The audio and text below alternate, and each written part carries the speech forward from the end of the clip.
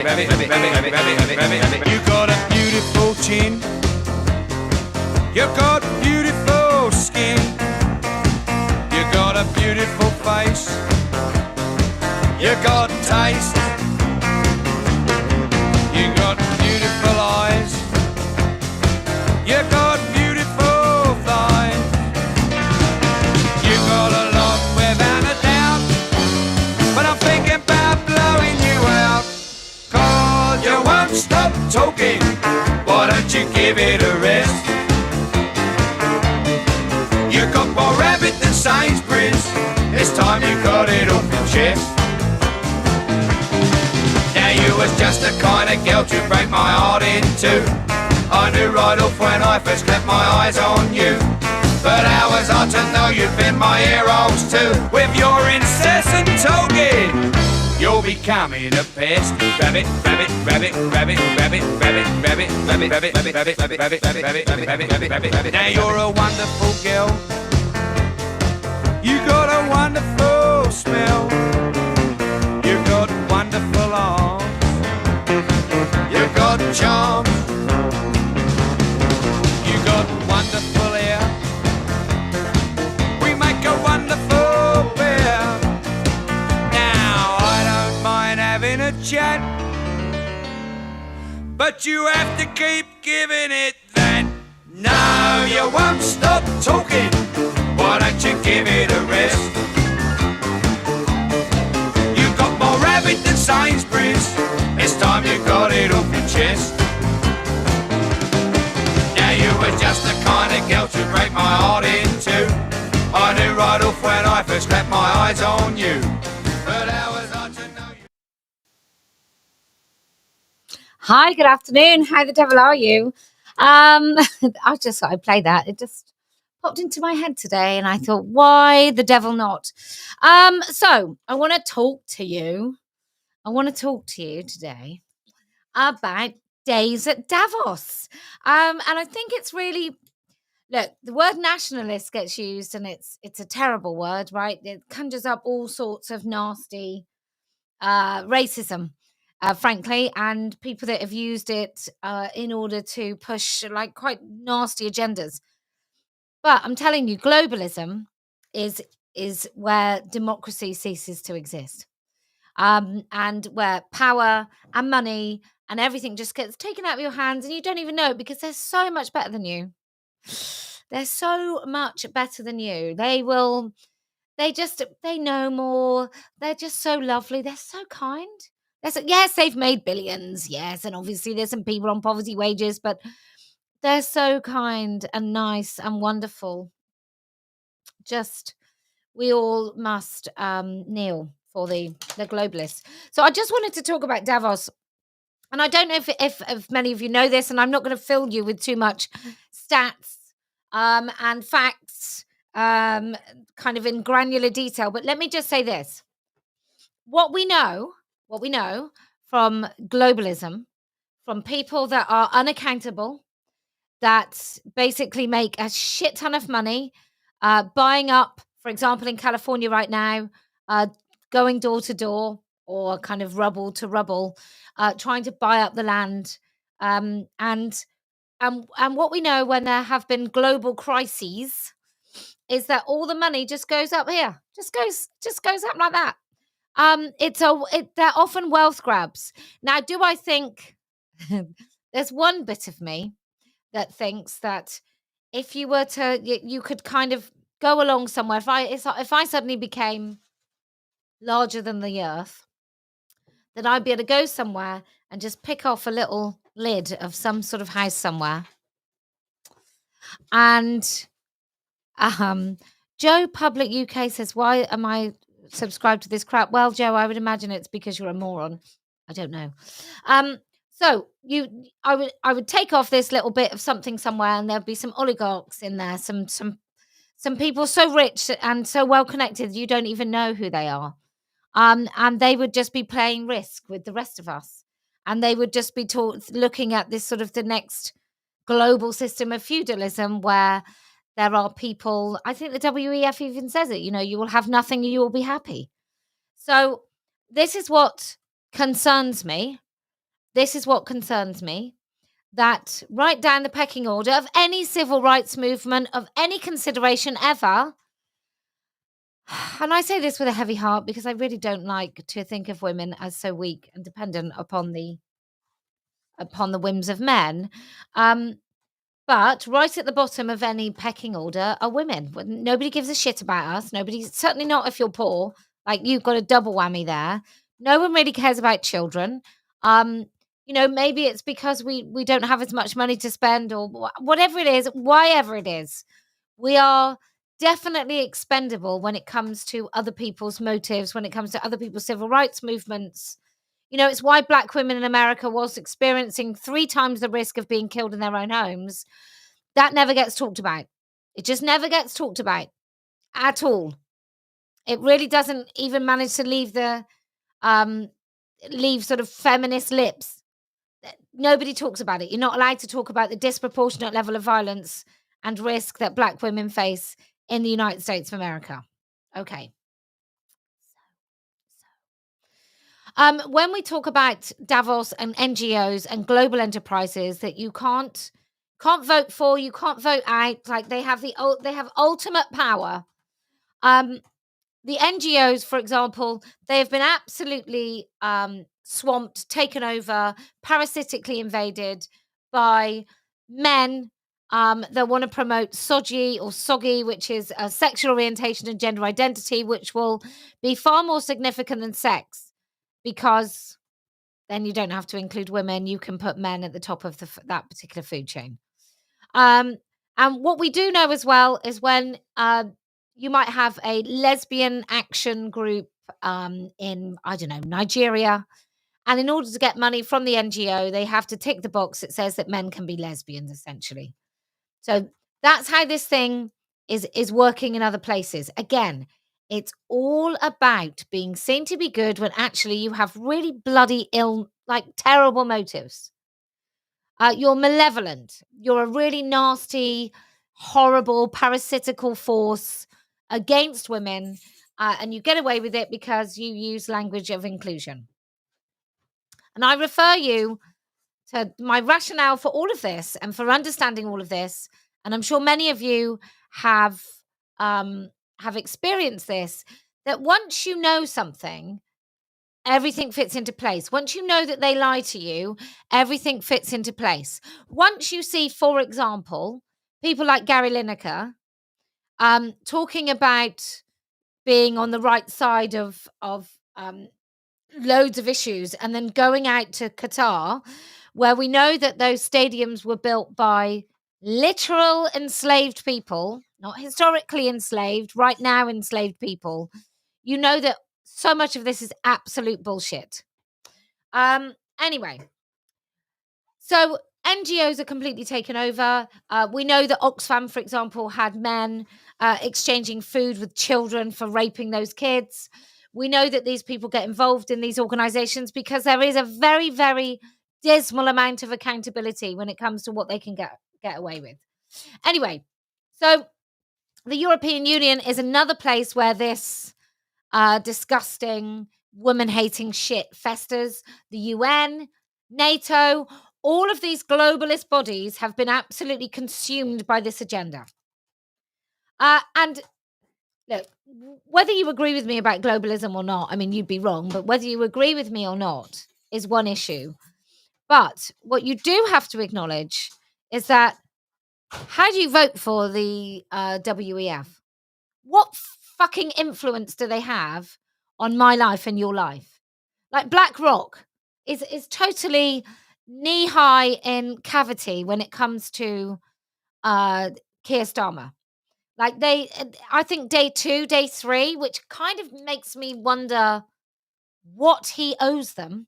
But day 2 or day 3, he sits around a table and puts something out about being delighted that BlackRock's getting involved. Involved in what? What are they getting involved in? What does it cost us? Like, do you know? Do you know what BlackRock do? Do you know what they're involved in? Has anyone asked you? Was that kind of on any manifesto? By the way, we're going to get balls deep in BlackRock, And they're going to buy up all the land that we're going to fucking steal from the farmers. And then we've got the farmers. We're going to suddenly do this to the farmers. And we're suddenly going to do this to food chains. And we're suddenly going to do this to cows. And we're suddenly going to do this. We're going to have like loads of fields that previously farmers owned. We're going to have solar farms on. I mean, come on. There's something really, really weird about all of this. Really, really weird about all of it. All of it. And I just think you need to keep your wits about you. And also we need to, whether you think we should be a world global community or not, we can only be one and truly be a participating, kind of a participant in that if we have a say in it. And at the moment, you don't have a say in it. You don't have any say whatsoever in any of it because you can't vote a single one of them out. You can't do anything about them interfering. I mean, Elon Musk apparently is terrible for saying some things about Keir Starmer. He's not sat around the table helping government strategy. All right? He's not. So that's all I want to say. That's all I want to say to each and every one of you. There is something dangerous going on, and you need to keep your wits about you. So let's have a look at what somebody says at this Davos meeting in 2022, because I think if you don't know this is going on, you really do have to start thinking about why and how all this stuff is going on. Power. We need CEOs, we need boards, we need executives, we need everyone in companies to say this is wrong, this is harmful, this is unethical, and we won't stand for it. So he's talking about how to influence all global companies. Now, you don't get to decide about these global companies. In fact, many of them, you'll have no idea who actually is the shareholder who really owns those companies. Because there'll be a company owning a company, owning a share, owning a company, and you'll have no idea. So you may want to boycott Marks and Spencer's, and I'm sure maybe Marks and Spencer's really isn't kind of owned by this person and that person. But, you know, when you switch on your water or when you flick on a light switch, you have no idea really who you're paying. So he's talking about companies, and you've seen it, companies forcing their employees. So in order to have a job at a certain company, you have to agree with this company about whatever it is. And he's endorsing this, I don't know, because he's probably a globalist prick. So we need the words to happen, and then we need action to follow. We need people to say, we're not going to do business with you. We are not going to put money into PACs that support people who are targeting children. There's a lot of action that needs to be taken, and I think we have seen the business community be so. Let me just rewind it a minute. This is unethical, and we're 7, 8 years old. We need people in positions of power. Hang on, because he's talking about Texas. Focus and necessity to also acknowledge mental health challenges. That's great. I subscribe to all that. So in the interest of time, I will. We're building. Can we disagree on something? I'm sure we will. I will. But to build on that, I want to focus on sort of the external part, because the CEOs and companies are extremely powerful. They matter a lot in every country in the world. And so when we are seeing things like we talked about, bills being passed that are targeting the most vulnerable people in our world. We're talking before trans kids, we're talking teenagers, we're talking children who are 7, 8 years old. We need people in positions of power. So basically, and I'm pretty sure he says that in Texas, there are bills stopping gender affirming care. His words, not mine.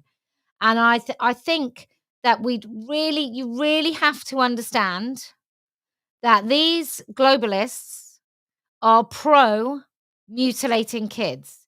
Now, I don't know whether that's because there's money to be made. I suspect that is one of the driving forces. I don't know whether it's because they are such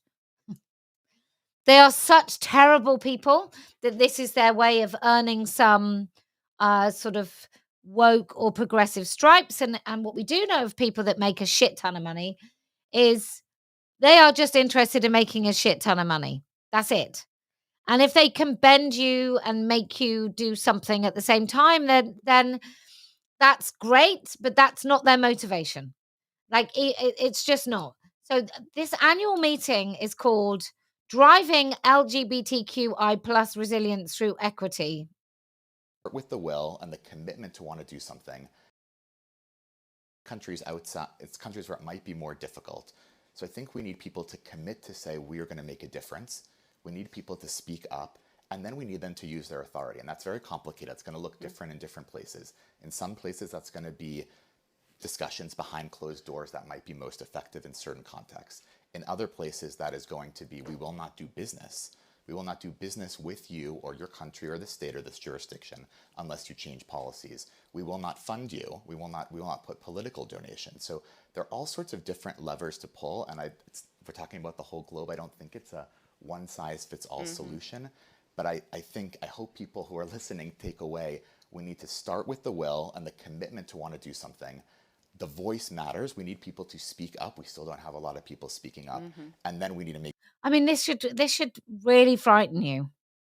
It really should really frighten you quite extensively. Because if it's not frightening you, it probably means that you don't really know what's going on. I mean, I'm personally... Oh, the volume on that clip is very low. I think it is very low.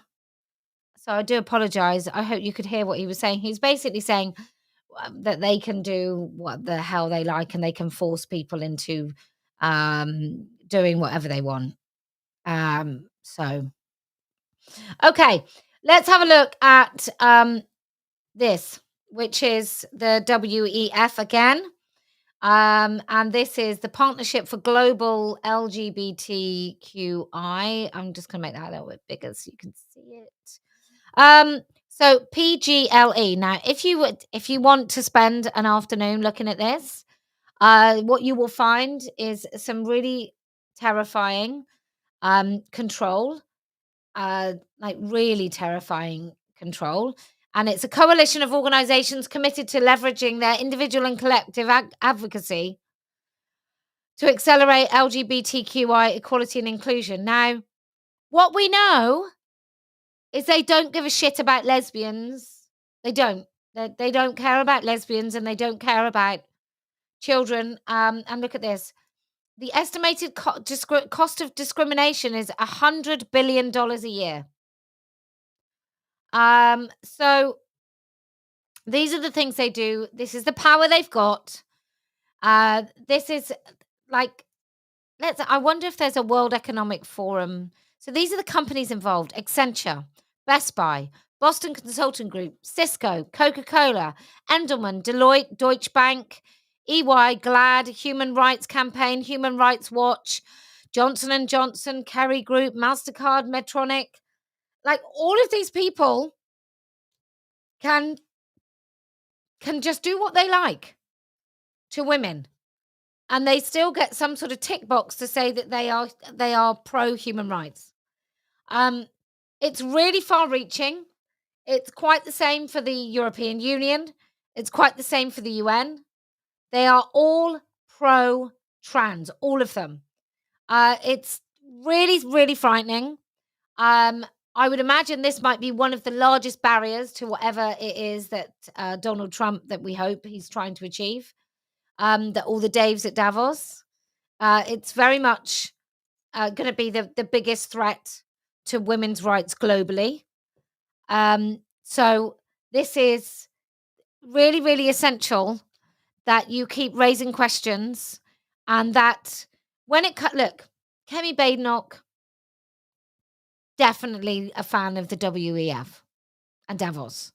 Keir Starmer the same. I don't know about reform. Hopefully not. Gary Neville was there today, so you know. But what we want is you want to be able to elect officials in your government, in your councils, that's loyalty is to their constituents. Full stop. The constituents in their country. Not to global elite in Davos, not to the global elite at the WEF, not to the WHO, not to all of these unelected bodies that we, for some reason, give shit tons of money to.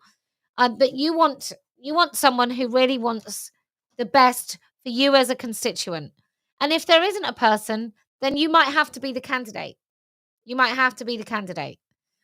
When it comes to T, let me just say, any place you see LGBT, as soon as they put the T on that, they will basically assert that lesbians have penises. So don't be thinking for a moment that if they're LGBT, they are actually pro lesbian and gay rights, because they won't be. This will be mainly about the T.